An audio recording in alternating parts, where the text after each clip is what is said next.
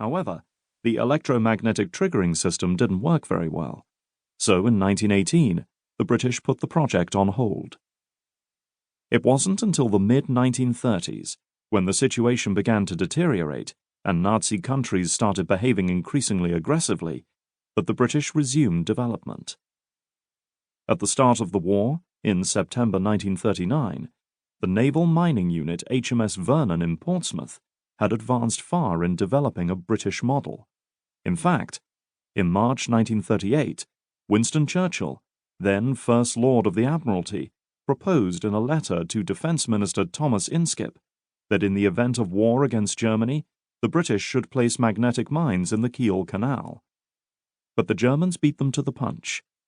By the end of the 1920s, a small development group had constructed a reliable magnetic ignition, and from 1935, development had reached the point where the mine went into mass production.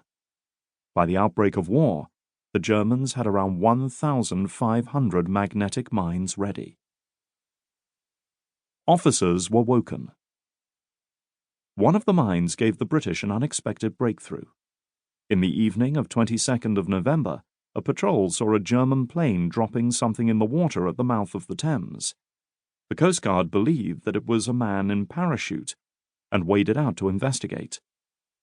But the tide forced the men back to land, and instead they reported the incident to London. Luckily, Churchill and Admiral of the Fleet Dudley Pound had previously decided to keep two of HMS Vernon's experts on standby. Lieutenant Commander John G.D. Ouvry and R.C. Lewis were woken at the London hotel where they were staying and ordered to recover the item at all costs. At 0130 hours, the officers were on their way. The night was dark, and it was raining, but with the help of a signal lamp, it was possible to locate the object, a cylindrical aluminium container about 2 meters long and about 60 centimeters in diameter. At the tip, it had a tubular horn that stretched to all sides, and the back housed room for a parachute. Eventually, Ouvry and Lewis identified the cylinder as a magnetic mine.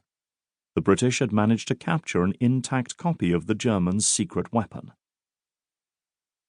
Disarming was dangerous. At noon the next day, demagnetizing tools from the mining section in Portsmouth arrived, in addition to tools that were custom-made for the task. During the night, Ouvry and his assistant emptied their pockets of any metal objects and waded to the mine. And while the rest of the salvage team remained at a respectful distance, the two men began to disarm the mine. As the work progressed, Ouvry reported to Lewis, who stayed a distance away. Ouvry's observations could be useful if the bomb went off and he died during the disarming. Fortunately, it did not happen.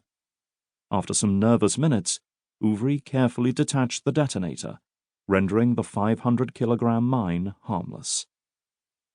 The mine was loaded onto a truck and driven to Portsmouth for further investigation where, on Churchill's orders, staff worked day and night to reveal its secrets. The British investigations revealed a so-called magnetic sensor, which did not require actual physical contact to detonate. The special thing about the German model, in relation to what the British had worked on, was that it was developed using a new and far more reliable principle.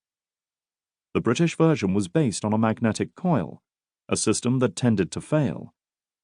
When a ship passed the German mine, it emanated a magnetic signature, causing a magnetically charged needle on the mine to drop, connect an electrical circuit, and trigger the explosive charge. Pressure waves hit below the waterline.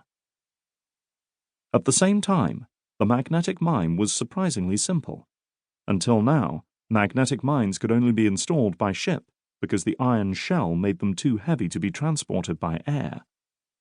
But the German mine had a lightweight aluminium shell and could be dropped from almost everywhere. British technicians also discovered that when the mine was laid, a number of devices ensured that it was working and that the water depth was correct.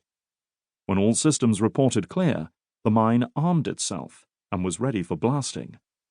If not, for example, if the mine was in low water, it was set to blow up immediately.